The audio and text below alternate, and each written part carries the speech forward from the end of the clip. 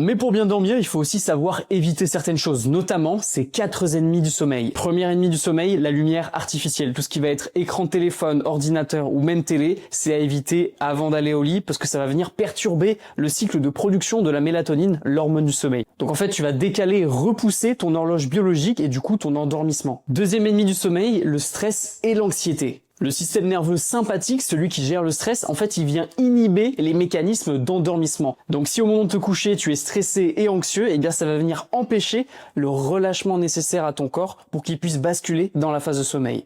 Troisième ennemi du sommeil, les mauvais aliments. Dans l'idéal, il faut éviter les repas lourds le soir, parce que ça va causer une grosse digestion toute la nuit et du coup, par conséquence, tu auras un sommeil qui sera agité et donc moins réparateur. Et le quatrième ennemi du sommeil, ça va être le manque de routine. En fait, ton corps, il a besoin d'un cadre. Si jamais tu te couches à des heures aléatoires, que tu te lèves à des heures aléatoires, malheureusement, tu auras une qualité de sommeil aléatoire. Dans l'idéal, je sais que c'est pas sexy, mais il faudrait se coucher et se lever à heure fixe. Comme ça, ton corps, il se prépare à l'avance. Quand il sait que c'est bientôt l'heure d'aller au lit, eh bien en fait, tout commence à se mettre en place pour que tu puisses passer une bonne nuit de sommeil. Pareil au réveil.